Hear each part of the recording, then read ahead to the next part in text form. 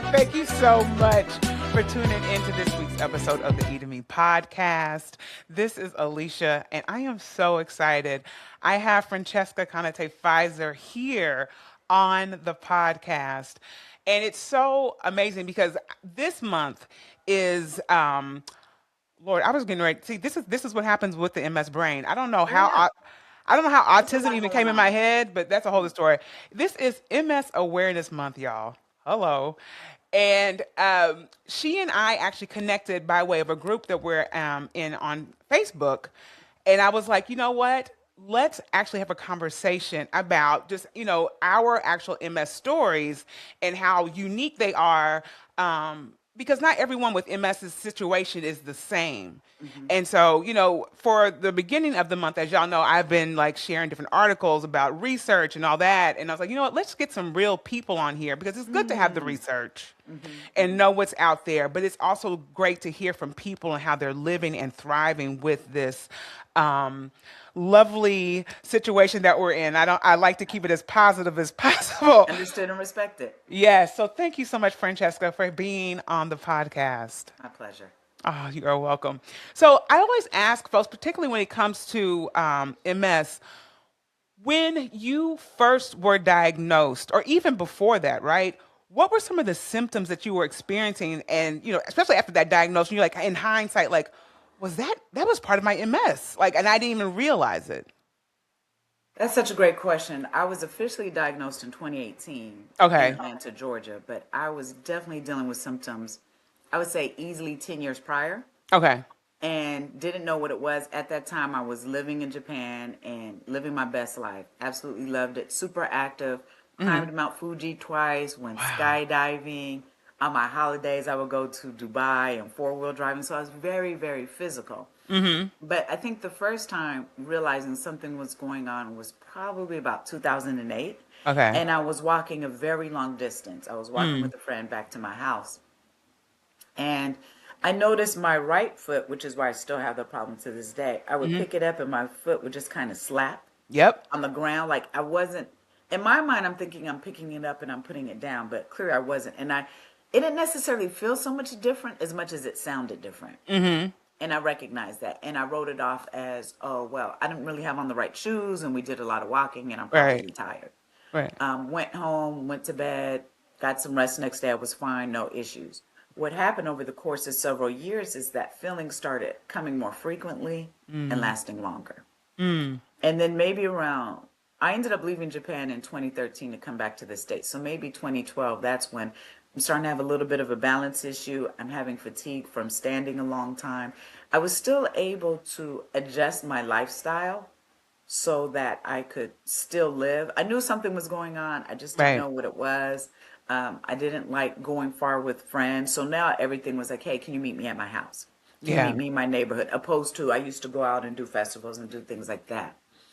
2013, I was like, yeah, I need to go ahead and come back to the States, my country, my language, to see what's going on. And I'm thinking I'm relatively healthy in every other regard. So Right. this will be a quick diagnosis. Right. In reality, I think this was the hardest thing for me about the diagnosis. I'm thinking, oh, you're going to do a couple of tests and tell me what it is. It was actually a process of elimination. So Mm. I'm taking tests. It's not this. It's not this. It's not this. That was actually very stressful. So by the Yeah. time I got the diagnosis, which was about actually several years later, because it was kind of stop and go with me taking these tests. Once I finally got MS, of course, I grieved and I was sad and I was scared, but I was also grateful I had a name for it. Yeah. I didn't know what it was, but it took three neurologists, a spinal tap. It took a lot. Right. And that took a lot out of me. And I was very Right. quiet during this process. I wasn't sharing with anyone what was going on. My friends in Japan thought, oh, I'm just home in America for a visit. My friends in America didn't even know I was home because I Wow. wasn't talking. Right. And the first thing I did once I got my diagnosis was to share it. Mm. And I shared it because I was like, I no longer, one, it's not my fault. It's not my burden to carry. And I no longer want to hide behind it. And that was the most Right. liberating thing. And I know not Mm. everyone's in that position to say, hey, world, I have multiple sclerosis and this is how it impacts me. Right. I had the opportunity and the ability, and it was such a game changer by doing that. Yeah. Hmm. Thank you for sharing that. I think also too, when you were saying, not everybody's in that position to actually voice that Correct. in a way. I that to me is like so beautiful because I feel like some people might feel like, well, maybe I should just do that. But it's like wherever you are in your situation, it's okay. But I think like what we were talking about earlier. So prior, before we hit record, y'all, we were just talking about, we were talking to Vic. So I was like, Every day. right. And I was like, we got to save some of this. This is some good stuff. But I think you're right. Like, be in your process, figure out where you are. But I think it's that sense of like being stuck, how we were saying, being stuck in that gloom and doom, Right. and finding ways out of that. Because once you get that diagnosis, it's, at least for me, I'll say, once I was told that, I was like, oh, everything's going to, like, my life is ending. Like, all the things that I've been doing, like, at the time I was in nursing school. Oh, wow. Okay. And I was just like, oh my goodness, everything that I've been trying to work for is going to be on hold or maybe just be at a complete halt because I don't know that I can endure, Correct. this based off this Understood. diagnosis. But all that to say is, wherever you are with your journey, whether you're giving it, like letting everyone know, it's like finding a way to move through that regardless of that sharing. Agreed. So thank you so much for pointing that out because I think sometimes we get caught up in, well, this person said they did this, so maybe I should do that too. But it's Right. like finding your way through it Absolutely. It's a as very opposed to personal staying. journey. Yeah. Yeah, yeah, yeah, yeah, yeah. So when you came back to the States, and I guess when you were sharing this with friends and family, what was that like in terms of like the support? Because I know sometimes that can be different. Everyone's situation is different. Did you find that you had support from friends and family, or was that something where this journey was you on it alone? Does that make I was sense? very fortunate. I had support when I shared it, but honestly, I was very private. I didn't know what it Mm, was. I didn't feel like explaining. And of course, the thing we hear the most often in the chronic illness community is people giving you suggestions. yeah. Oh, you should do this. And we know it comes from a good place, and we know it's from people don't know how to support, so they want to share something. Hmm. But we're already like, I don't know what I have. I don't know Right. what's going on. And so I wasn't very transparent because I didn't have a diagnosis, so I don't need your random suggestions on how I might be able to improve my life when we don't even know what I have. Right. And the first neurologist, they suspected it was MS, but they were not able to definitively say it. So if Mm, you can't definitively diagnose it, I'm not claiming it, I'm not accepting it. right. But the first neurologist was like, oh, I can give you medicine for MS. Sir, you didn't even tell me I had MS for a whole fact. You That part. suspect. Right. So why would I be taking something based on your suspicion? Mm, And we already know people get misdiagnosed all the time anyway. So I don't right. even have a definitive diagnosis, but you're prepared to just prescribe something for me is what we're not going to do. Right. And so just even trying to deal with the healthcare community, the last thing I needed was more people giving me their holistic ideas of do this and don't do that. And I was like, I'm good. I'm going to do this in silence Right. until I know what it is. And then when I do know what it is, I'm going to actively seek out things that I need to do instead of having random suggestions. Right. Said with love, but not particularly helpful. Right. And like you said, people they think that some of these offerings are helpful, but in a way it just creates more confusion in your mind because it's like I'm already in a space where I'm like just trying to figure out like what is even going on with me. Right, So it's like right, thank you, but no thank you, right. in that regards. Hmm. I wanted to touch on the whole neurologist thing because you said it was three neurologists that you had to Yes. work with. Hmm. And then obviously the push for meds. And that resonated with me because the first neurologist initially diagnosed me with transverse myelitis, which for those who may not know, transverse myelitis is kind of like this umbrella term for Oh, okay.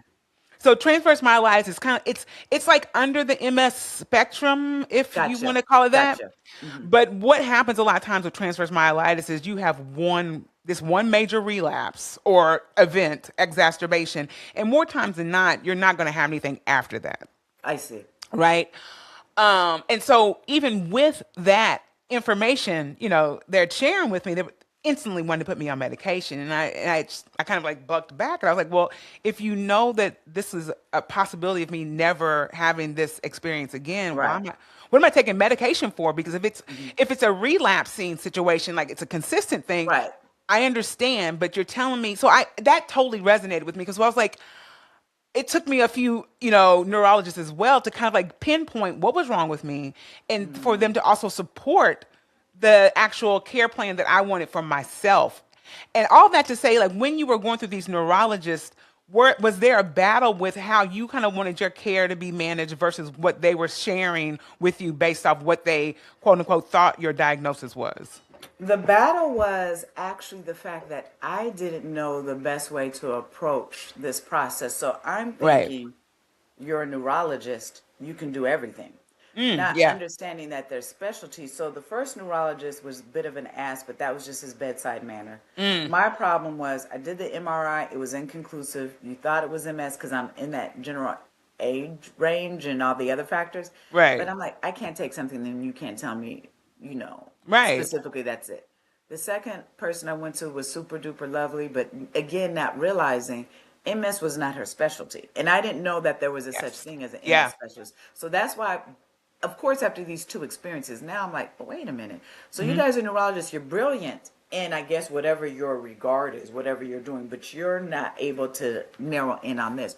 So the third neurologist I got was an MS specialist. Oh, okay, And that's great. how I was finally able to get the diagnosis. And thankfully, he was so good that he did not require me to take any more tests. He looked at my MRIs. I had the spinal tap because usually the lumbar puncture, that's supposed to be so conclusive.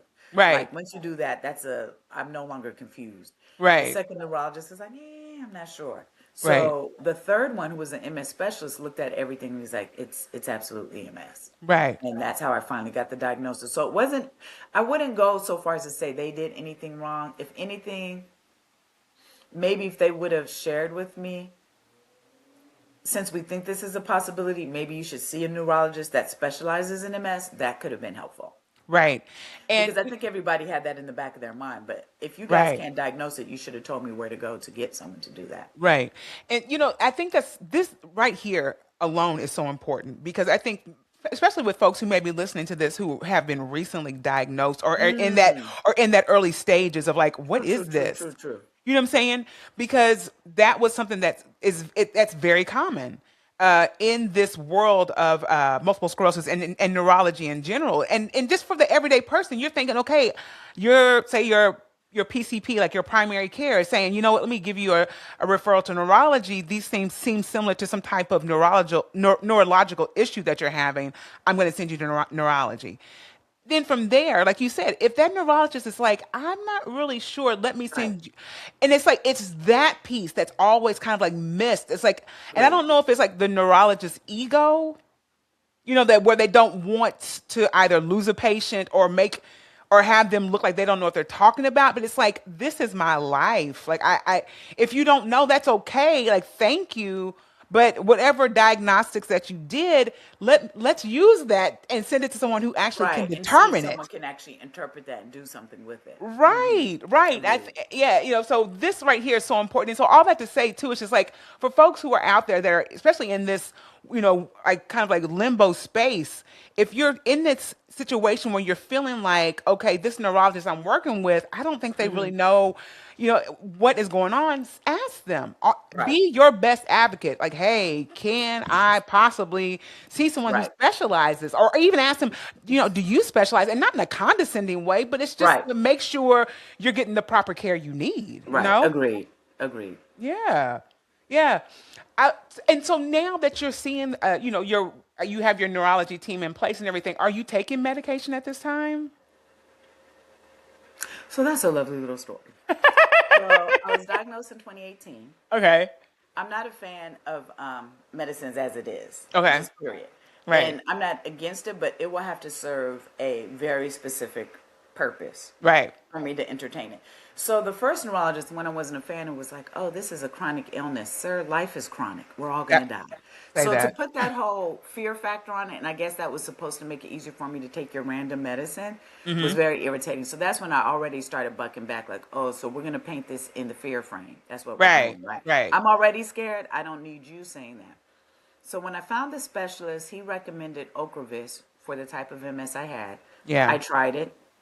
I didn't feel any benefits, so I stopped. And I didn't take medicine or anything for about 7 years. Because my biggest issue was spasticity, my right leg, walking, fatigue.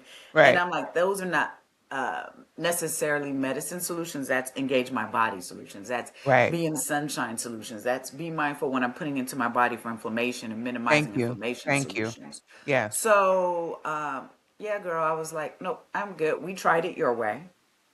I had muscle spasms in my right legs. They gave me a muscle relaxant to try to help. It didn't. It just relaxed my bladder more, which is already a challenge, as you know, with MS and Right. arthritis. I'm like, no need. And so then I just doing physical therapy, which is like water aerobics with my mom. I was doing Oh, adaptive I golf. love I was that. doing things outside. But what changed for me was maybe about 2 years ago, I went back to California. A Mm. dear friend of mine has MS, and she heard what I had to say about me not taking anything. I hadn't even had an MRI in 7 years. I was just, at this point, I was just so tired and disappointed in the Yep. medical profession. So I was like, I'll see you when I need to. I'm not going to Yeah. see you on a regular basis planning this. Oh, we hope nothing new developed. We're not doing that. I Yeah. don't want to be in that loop. Yeah. But we had a good conversation, and she put it in the perspective of, it's better for you to know something before it's actually full blown, Yeah. right? Because by the time you go to the doctor, it's already in its I can see you stage, whereas they could probably, diagnose it prior to. Right. So we had a good conversation. She respected why I hadn't taken medicine, why I wasn't interested in that, but she spoke to me in a way that I could receive it. So I Mm. ultimately ended up getting my first MRI in 7 years, like last year. Okay. Interestingly enough, there was nothing in the brain. Thank you, God, for having all Thank my God. facilities and that being impacted. Maybe there was some activity in my lower back, but we can't be sure because none of my MRIs were that thorough, right? So Mm. this one, so I'm not even claiming that quote unquote it progressed, although it could have, but I can't claim that because from my original, it didn't go as far as this one went. Right. But I felt validated because I could have been on medicine for 7 years that wasn't going to change a thing. Right.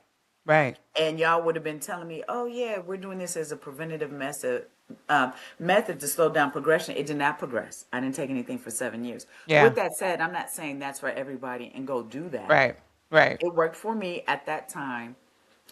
So with the neurologist, she recommended something, an infusion that I tried for so this is my first time, was at the end of last year to Okay. be on a medication. And I can't even really tell you if it worked or not. My whole thing is I just want to be able to walk with ease. I want the Yeah. spasticity, the tightness in my leg to be gone. Of course, ideally, I'd like to be cane free or at the very least to walk more easily with the cane. And I'm Yeah. here for that. So I'm 50-50 with how beneficial this was to me. I am now open to possibly doing an MR once a year. Yeah. I feel like I was very lucky. I don't feel that that's the mature thing to be like, oh, I went 7 years and nothing happened. We're not gonna keep doing that. Right. I Right. proved my point. That was good, but I do want to be able to check in periodically and just make sure that all is well. So to answer your question, the only thing I'm on was Briumvi, which was a liquid infusion, and I took it for Hmm. the first time last year, and then I have I guess another one coming up in a couple of months. Girl, I don't even know when it is. So you can see how seriously I'm waiting for someone to send me a message and be like, "Hey, you need to schedule your infusion." Oh, Right. okay, thank you. Right. And that's about it. That's about it. Thank you for sharing that. And then also too, like with that, so are you having any side effects with the infusion, or like were there side effects like initially after, or has it been pretty like chill? I feel so grateful. Mm.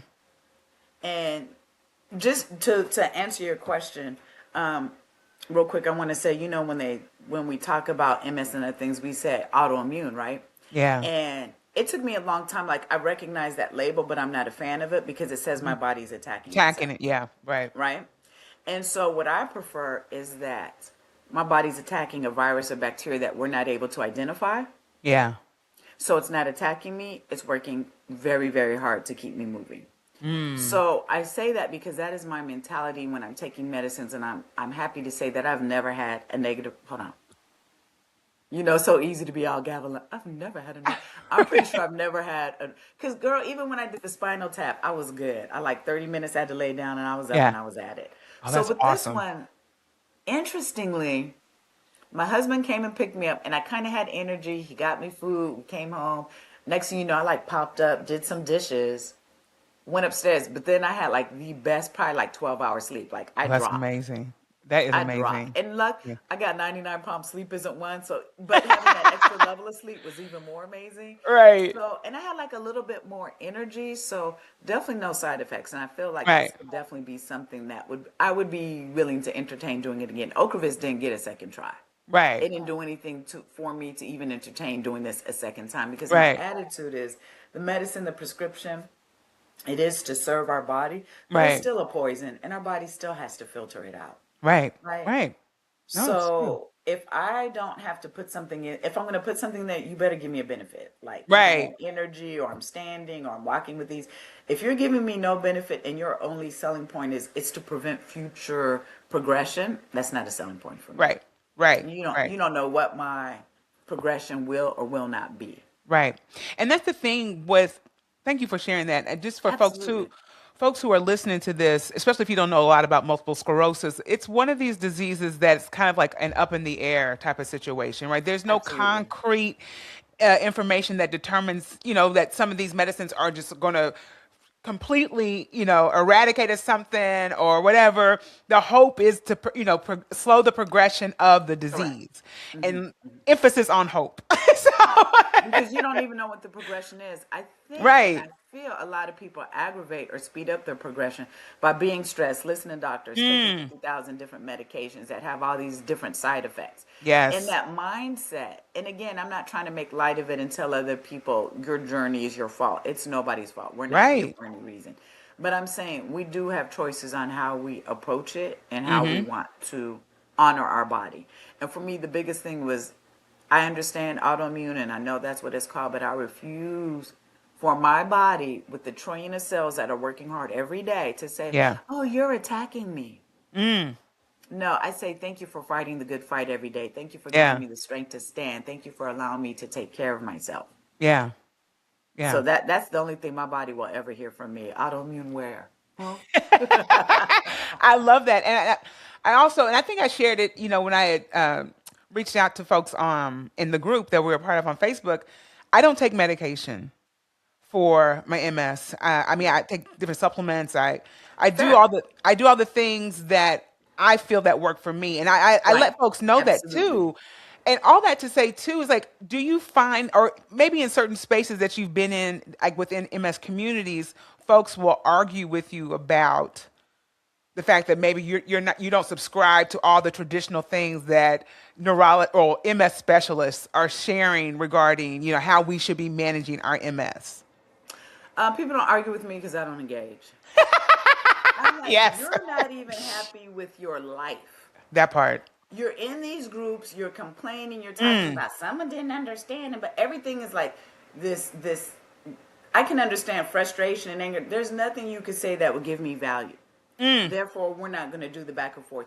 You're right, one of the few bright lights. And this other woman that I recently met, she's a bright light. I will absolutely engage with you. I will have right, conversations because you're asking questions to learn. You're not right, asking to judge. You're not. right, So no, I do not have questions with people because I'm like, you're not even happy with your life. mm, I'm not right, gonna. I'm not gonna argue a miserable person who doesn't even know how to make themselves happy and advocate for themselves. So your doctor right, told you, so you did it because why? right, right, right. I'm not interested. And I've literally had, there was one person I met and she was like, oh, you should try some medicine. Ma'am, you're not a doctor. Your MS is different from mine. That's so Right, happy. I'm happy it works for you. Evidently it doesn't, but I'm happy you think it works for you.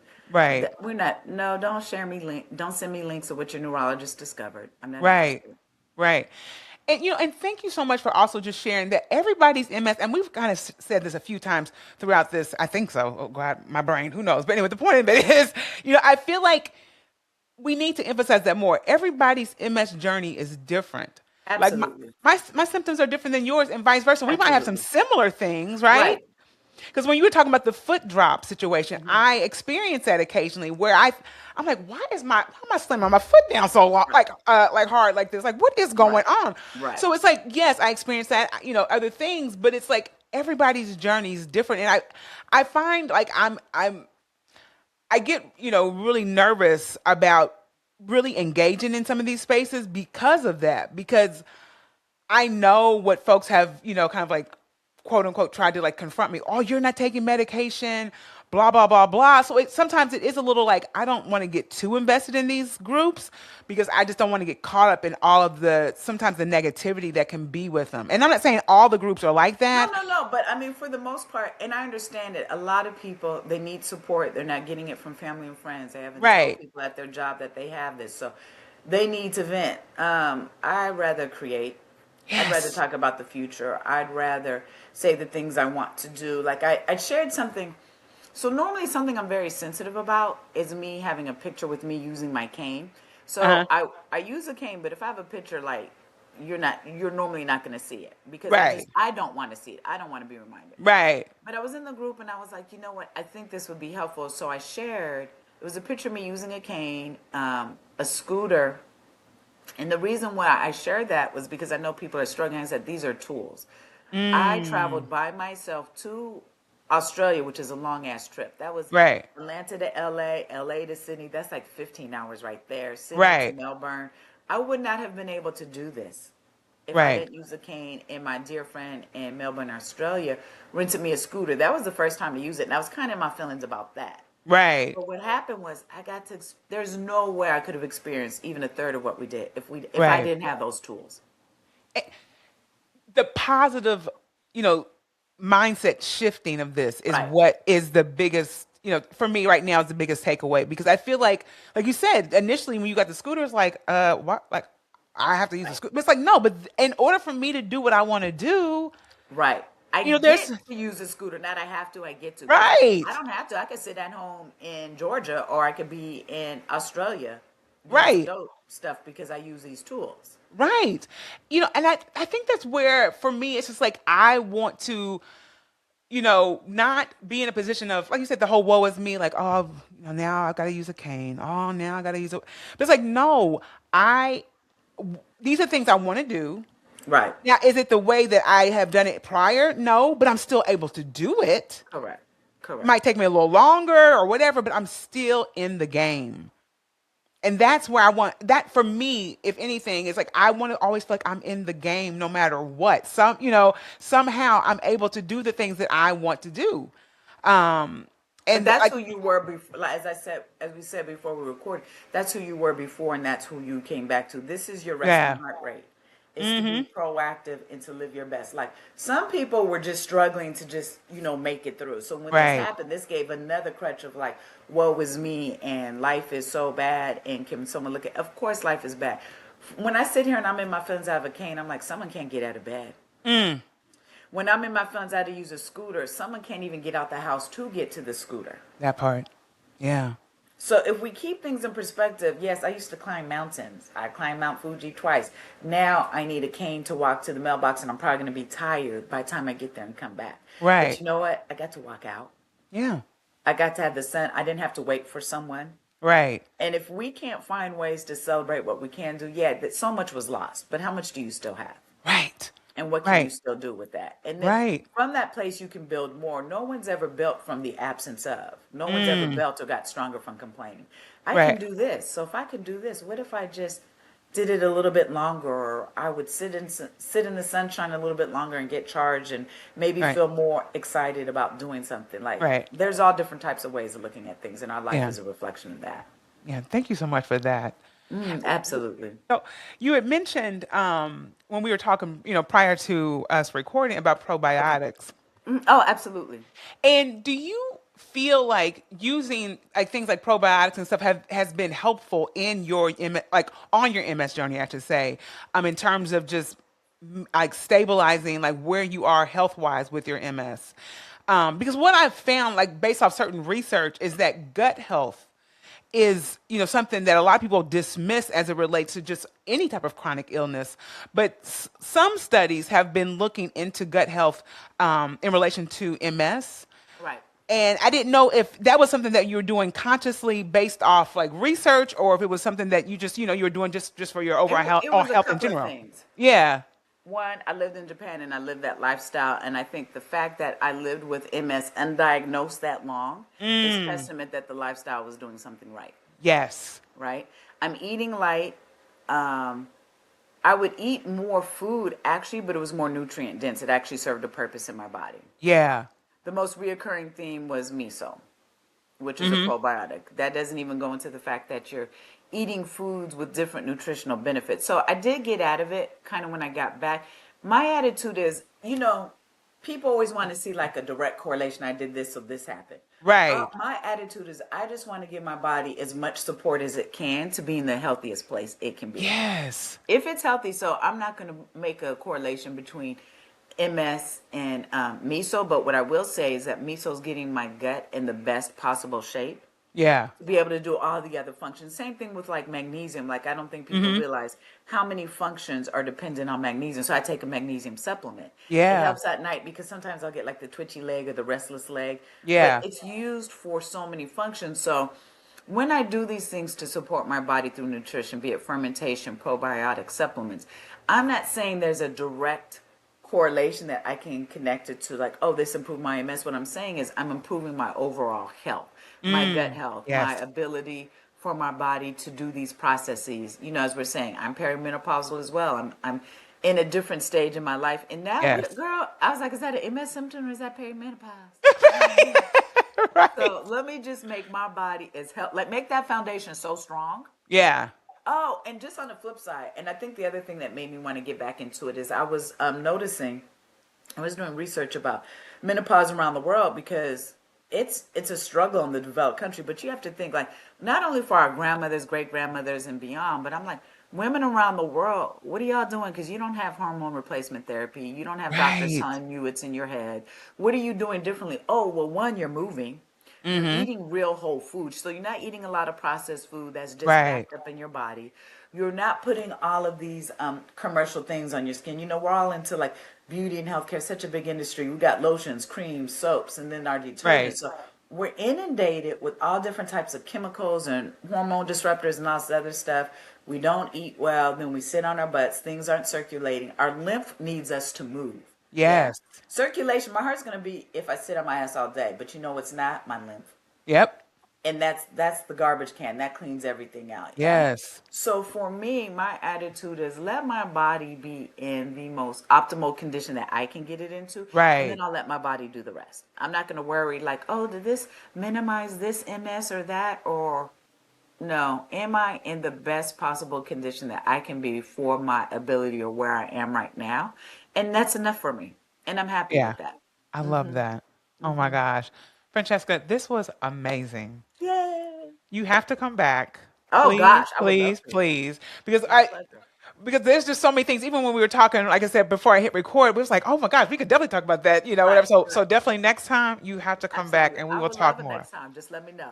I will. I definitely will. Oh, this was wonderful.